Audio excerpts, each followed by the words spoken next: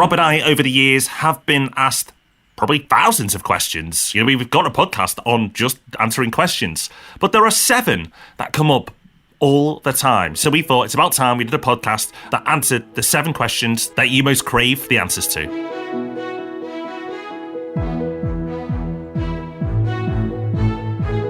Welcome to the Property Podcast, where every Thursday morning property investors come to be informed and inspired. Today, yes, we are answering those most common 7 questions. So chances are you've been wondering at least one of these. We are going to give you the answers in just a second. And stick around to the end, because in Hub Extra, we've got something that's going to make spending money a little bit more painless.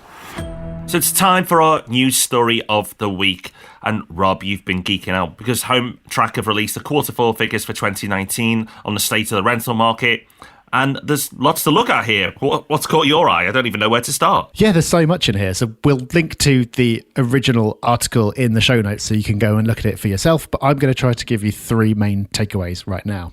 Takeaway number 1, rents are up over the last year by 2.6%, which clearly is good news for investors. But there's good news for people who are renting as well, because that 2.6% is lower than the average earnings growth over the last year, which is 3.8%. So rents are going up, but they're actually becoming more affordable, which is interesting. The second takeaway is about where that rental growth is happening. So the 3 top cities for rental growth are York, Bristol and Nottingham, all of which have seen rental increases of over 5% in the last year, which is really quite amazing and shows how strong demand is in those cities.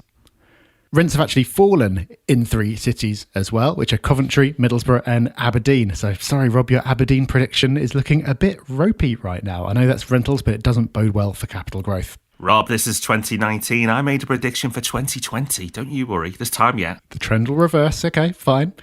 And my third takeaway is a longer term one, looking back at these numbers over the last decade. According to this data, over the last decade, average rents have grown by 27%, from £700 a month on average to £886 a month. And that 27% increase is almost exactly the same as the growth in average earnings over that decade at 26%, which means rental affordability now is exactly the same as it was a decade ago if your earnings have been going up in line with the average. And there are 2 reasons why I think that's interesting. First of all, it's exactly what the underlying economics would predict. And secondly, it's one of the wonderful things about property. You have an income stream that tends to go up in line with earnings, which in turn tends to go up in line with inflation. So the year-to-year, quarter-to-quarter stats like we're looking at now are really interesting. But then when you zoom out a bit and you look over a longer period of time, you look at a decade, like we talked about on the podcast a couple of weeks back, then you can really see the bigger picture of what all of this means. We get asked a lot of questions, and that's brilliant because it means there are actually people listening. And we do our best to answer as many of them as we can. We're closing in on 500 questions answered on Ask Rob and Rob, in fact, which goes out every Tuesday. But among all the questions that we see that are sent in for Ask Rob and Rob, they get asked to us on the socials that come in over email. There are some that are far and away more popular than the others. So today, once and for all, we are going to run through the 7 questions that we get asked more than any other. And because it wouldn't be very helpful if we just read out the questions, we're going to answer them as well. Okay, so the first one, Rob, is who are you? Everyone wants to know, which Rob are you? Well, not everyone. Some people have figured it out. There's an easy way, Rob, actually, they can figure it out. It's via our YouTube channel, because you can actually see us there and we say, hi, I'm Rob B, and you say, I'm Rob D, and you can actually see which one's which, because actually it's incredible the amount of people who listen to our voices, see a picture of us, and actually think that we're the other way round. That happens all the time. I don't know why, but it does. Yeah, it does. And I guess we can both choose to be flattered or offended by that as however we see fit, because it seems to happen equally both ways. But yeah, I think rather than going into a personal ad style physical description now, maybe heading over to the YouTube channel is the best way of answering that one. So the next question, Rob, is how many properties do you own? So come on, fess up, how many? Have you started yet? I have made property investments in my time, yes, but I am not going to say how many properties I own. And Rob, even you don't know how many properties I own, and I don't know how many you own. which I know some people might think is really strange because we talk about property non-stop. Some people might even think that it's wrong of us not to say how many properties we own and might then get suspicious and think, well, maybe we don't own any property or we've only got one or two. But Rob, there are lots of good reasons to not answer this question. One of them being it just doesn't matter. No, it doesn't. And there's a few ways to look at this. You could say to someone, how many properties do you own? And that person says 5. And you ask the person next to them, how many properties do you own? And that person says 1. And you may then come to the conclusion that, wow, the person with 5 has the more impressive portfolio. But what happens if those 5 properties are terraces, say, in Middlesbrough, and they're worth 50k each? But the person with the 1 property owns a apartment in London and it's worth 750,000. What portfolio do you prefer now? Which is now the more impressive portfolio? The value, again, doesn't necessarily mean it's more impressive, but I know which portfolio I'd rather have. And that's the point. It can be misleading, the number of properties.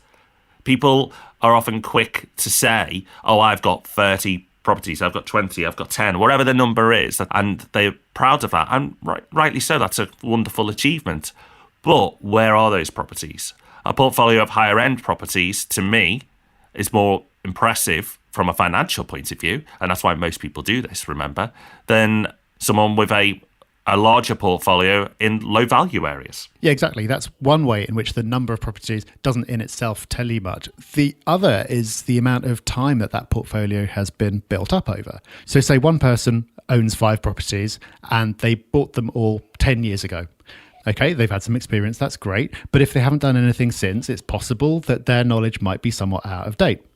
If another person has got 5 properties, the same 5 properties, but they bought all of them last month, they've only just completed, they went and bought them all in one go, they've just started out in property, then the amount of experience they've got could be pretty minimal compared to if somebody has bought 5 properties over 5 years. It's just another example of how knowing how many properties someone owns, it tells you something, it tells you more than nothing, but it might not tell you the amount that you think it does, and it might lead you to the wrong conclusion. But to give you some comfort, we do between us own properties, multiple, and we've both got experience in developing properties and construction. And Rob's done flips, we own a letting agent, and we've helped thousands and thousands of property investors. So while there are going to absolutely be people out there with more experience than us, we feel fairly comfortable in the experience that we've got. But we also know we don't know it all, and we embrace the learning opportunities that will come our way in the future. Now, this next question, Rob, I would say is probably the one I get the most. And it's, where's the best place to invest right now? And again, that is such a difficult question to answer. It's so difficult to answer. It's especially difficult to answer on a podcast where you might be listening in a couple of years' time, and that best place to invest, if it ever existed, might have changed. But it's also difficult because it depends so much on the person who's asking and what they want. Are they looking for income? Are they looking for growth? Are they looking to get hands-on? Are they not? Where do they live? Is it important that they're near their properties? There's so much to take into account. It's also a question that I'm wary about answering because it tends towards being overly simplistic and it leaves out a lot of other possibly more important things. So wherever you invest, the exact investment that you make within wherever you've chosen and the deal that you get on that property is really important too. You could pick the best possible area, but make the worst possible investment in that area and come off far worse than if you just picked somewhere average. So I've just given a whole load of caveats, but maybe, Rob, you'd like to step in with an actual answer. Yes, there are areas that we feel are at a point right now that are primed for growth. That's capital growth.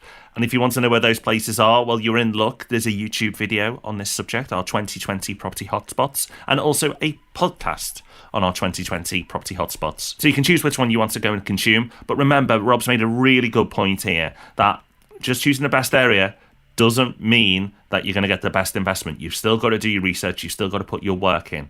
And also, that's just for capital growth. If you're chasing a return or a yield or your strategy slightly different, then those areas may not apply. So again, be wary. Just because that area might be great for capital growth doesn't necessarily mean that the ROI, return on investment, or your yield is going to be spectacular. So you've got to understand what criteria makes the best place for you. You've got to understand your goals and what you're trying to achieve, and then you might be able to get to the answer. So we could just go Liverpool, and the answer probably is Liverpool. But actually do a bit more research than that, because the area you choose is just a small part of making a great investment. So you said, Rob, that question, where's the best place to invest, is probably the question that you get asked the most. And I think you're right about that. But there's a very close runner-up for me, and that is this next question. Where are we in the 18-year cycle? Now, I love that people are asking this question, because it means that they've listened to our episodes on the 18-year cycle, or they've watched the free Property Hub University course that we've put together on it. If you don't know what the property cycle is, go to propertyhub.net, type cycle into the search bar and find all that good stuff. And please do, because it is a really important concept. Now, we'll give you an answer for this one. So at the time of recording, near the beginning of 2020, it feels to me like we are towards the end of the mid-cycle wobble. We're just coming out of that, and we're coming into the second growth phase of the cycle. So that's a fairly straightforward answer. Bear in mind, of course, that I could be wrong. And having that answer might be helpful. But Rob, I'd say more important than that is learning the cycle well enough to understand for yourself where you believe we are and what signs to look for to determine what's going to happen next. Yeah, completely agree. And I agree with where you think we are in the cycle right now. But understanding why we believe that is so important. Having that knowledge will give you confidence. If you're just relying on hearing Rob and I give an opinion on the cycle and taking it as fact, it may give you some confidence. But if something goes against you and there's a small wobble, or the media goes a bit negative on property, you may then start to question what you've heard from us. Whereas if you have studied the 18-year property cycle and you understand it for yourself, you can ignore the media. You can ignore those minor tremors and occasional wobbles, because you have a good understanding how the long term will probably play out. The great thing is we've done loads on the 18-year property cycle. If you go to the podcast page on our website, you can use the search bar there for the 18-year property cycle. As Rob's already said, we've got a course on this subject that you can take advantage again on the website. So it's absolutely free. So dig in, learn. It's so important to understand the economics of property, because when you do, the confidence you have as an investor is dramatically improved.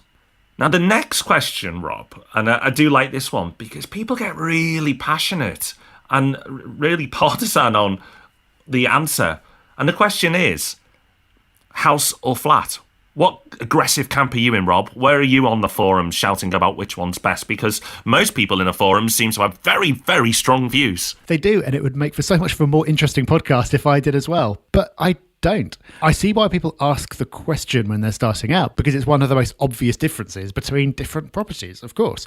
But boringly, I think they both have pros and cons, and it depends what you're after. With houses, you have more control. You don't have a service charge to pay, and so you don't have to worry about what the management company is like. But with a flat, conversely, you don't have to do all that maintenance yourself, so it's easier to be hands-off. So I think when people do get passionate about this, it's telling you more about them than it is about the actual investment itself. So if someone is super pro houses, it probably just means that they want to have control. And there's nothing wrong with that at all. But I think it's just important to be aware that everyone has their biases, and that's going to be reflected in the answers they give. But overall, Rob, in a larger portfolio, I think it's nice to have a mix. I do, and I know that you do as well.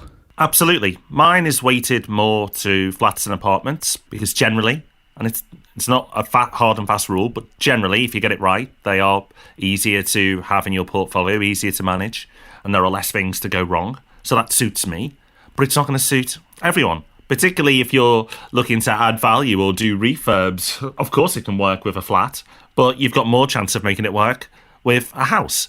So there is no best. It's just what's best for you. And Rob, people do have strong views on houses or flats. And when you get started as well, people also will have strong views on what strategy you should take. Should you do buy-to-let, HMOs, flips, the list goes on. There's so many. But again, this is about understanding yourself, where you are right now, and understanding where you want to get to. And that will help you determine what you should do. And that's the way you should assess which strategy you should take on, is by understanding your goals and your current position. Yeah, more than any other, this is a question that's literally impossible to answer without having a really detailed understanding of what it is that you're trying to achieve and how much money you've got and how much time you've got and what your appetite for risk is and all this kind of thing.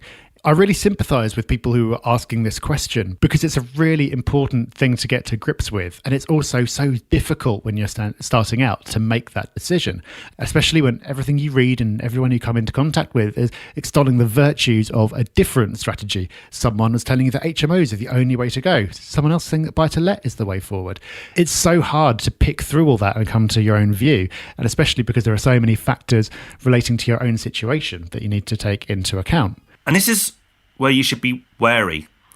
You should be wary when people have strong views and say, this is the best strategy. And with many of the things we've talked about today, you've got to be wary.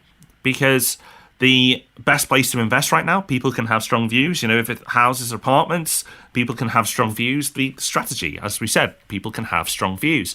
And that's often because they're basing their opinion on what they've done, and that has worked out for them, and that's why they're projecting that onto you. They're not being untoward, they're just basing it on their own life experiences. But what they're not appreciating when they're putting their viewpoints strongly across to you is that their position is very different to your position, and by not understanding you, they can't really give you good advice. Now, in the podcast, Rob and I will give lots of general advice and lots of guidance and lots of things for you to think about. But we can't give you the one strategy that will work well for all of you because it doesn't exist. And that's why you have to be very wary if somebody does say, right, here's this one strategy for you, and feels very strongly about it, if they haven't taken time to get to know you and understand you, if they haven't been questioning you about your goals, your position right now, the time that you have available to you, the passion that you have for this. There's so many things you need to be aware of in your own situation before you can make a good decision on this. But to help you with this, we do have a course. And again, it's on the website, propertyhub.net. You can find it in the free courses section. Yeah, absolutely no cost. And it's which property strategy is right for you. Do that course, and that will give you the process and the thinking you need to go through to be able to choose the right strategy. And we'll give you the pros and cons of each strategy as well. Now, before we get on to the last question that we get asked all the time, I think it's worth saying now that you may feel that quite a few of these questions, we've not given you a clear, specific answer, like it's this, it's that. But that's the point. A lot of people will give you those quick answers. But actually, what you should really take from this is that it's about asking yourself better questions and not rushing to conclusions. Because if you take the time to think about these, you're going to make better decisions. You're going to be a better property investor. Looking for the quick answer, how do I do it? Give me it in 2 sentences, or where's the best place, or what's the best strategy? I want to know in under 30 seconds. There are plenty of people out there who will give you that answer, but it's almost certainly going to be the wrong answer for you. So taking that time up front to get to know your situation, to make sure you fully understand what's important to you and where your goals are, that then will make you a better property investor. And that, Rob, links very nicely into the final question, which is, how do I get started? And for me, it is thinking about the end at the beginning and going, right, what do I want from this? Why am I doing it? Get very clear on that and then work back. No, exactly that. I think that's quite hard advice to take, because when you get excited about property, what you really want to do is just go and do it. And it is exciting. And in all honesty, if you do that, chances are you'll be okay. One of the great things about property is that over a long enough period of time, it's very forgiving, and true catastrophes are quite rare. So if you got excited about investing in the stock market and you went and invested in the shares of one company almost at random with very little knowledge, you could end up being completely wiped out and have an absolute disaster. In property, that's unlikely. And because the last 20 years have been particularly kind to property investors, there are examples everywhere of people who've just gone in without much knowledge at all and actually done really well. So I can see why most people probably hear us say all this about the importance of working out where you want to be and working back from your goals and doing your research and go, yeah, that sounds great. And then just ignore it and go and buy something next week. I get it. But while if you do that, you probably won't have a complete disaster, although some people do. There are horror stories out there. What's almost certain is that you won't do as well as you otherwise could have done. I know so many people who've gone out and bought a property and that property's done fine. But now that person is stuck. They can't progress any further because the property that they bought or the strategy that they adopted wasn't aligned with what their goals would be if they'd stopped to think about it. And that ties back into the strategy and where to buy it and all that kind of thing.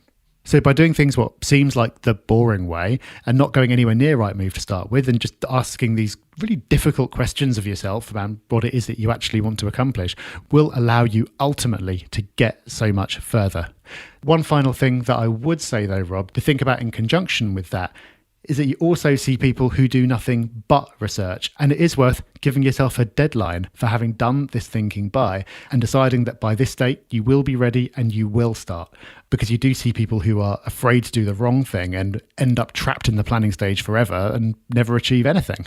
Yeah, absolutely. You do see this happen quite a bit. And they use the excuse of, I'm still doing research, to stop moving forward. And they might believe that as well. And it's probably based on fear. But actually, at some point, you do have to take action. And giving yourself that deadline is a great way of doing that, like forcing yourself to do it. You know, if you say in 6 months' time, I'm going to make my first investment, that gives you more than enough time to get comfortable with the basics of property, more than enough time to do the research of the areas you're interested in and build relationships up with the key people you'll need in your team.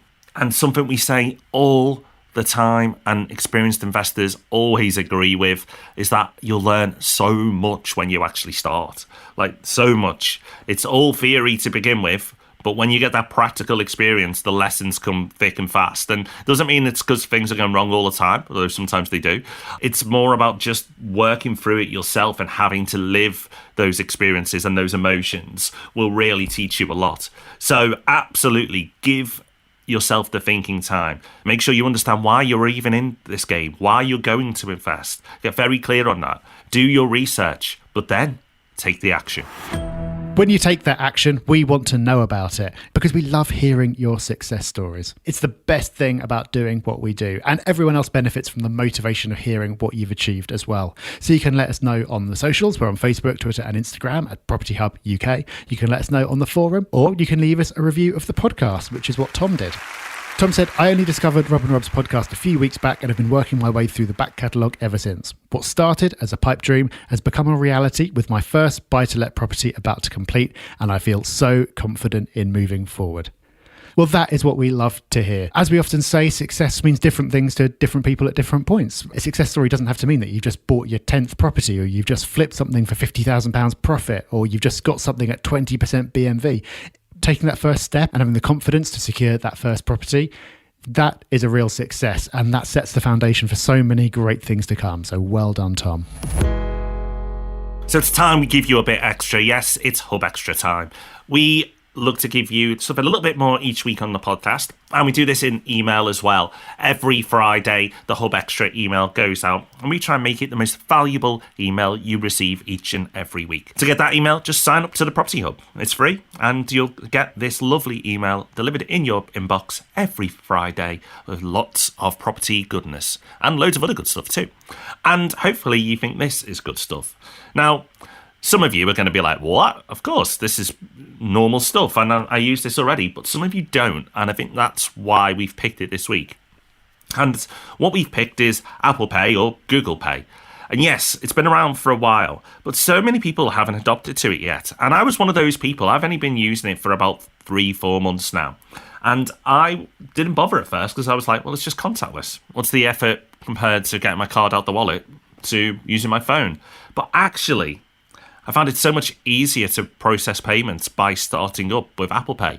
Whether I'm on the tube in London or I'm just, grabbing a quick coffee or whatever, the ease of just glancing at my phone, the facial ID working, in milliseconds, and then tapping the device is just brilliant. And I know it's a small thing, but it just is one of those little life hacks that if you haven't bothered to get around doing yet, do it, because it'll just make a small improvement to your day-to-day. It really does. Yeah, I probably only started using it in the last 6 months as well when I got a new phone and I use Google Pay. And it does just remove that little bit of friction. And it's kind of amazing to think that you could just take your phone out and nothing else and have everything that you need for the whole day. The other thing with it is that you can load all your different cards onto there and you can change which card payment gets taken off. So if, like many people, you've got multiple current accounts, and you might have a business account for your properties as well. You don't need to lug all those cards around with you. You can just use your phone to select the one that you want to pay with, and away you go. So you're right, Rob. It is only a small thing, and it has been around for a while, but we both weren't onto it 6 months ago. So if you're not, then consider spending a few minutes setting it up. I think you might be surprised. So that's us done for another week. We'll be back with Ask Rob and Rob on Tuesday. And you can find us in lots of places now. Property Hub UK is what you need to search for. That includes YouTube, which we touched on a few times today. That also includes Twitter, Facebook, Instagram. If you want to connect with us, we've got a great and knowledgeable team that are always active on those profiles. Make sure you subscribe, follow, or do whatever you need to do with these lovely social channels and interact with us. We'd love to hear from you. So plenty of property goodness to keep you going until we're back next week. Until then, take care. Bye-bye. Bye-bye.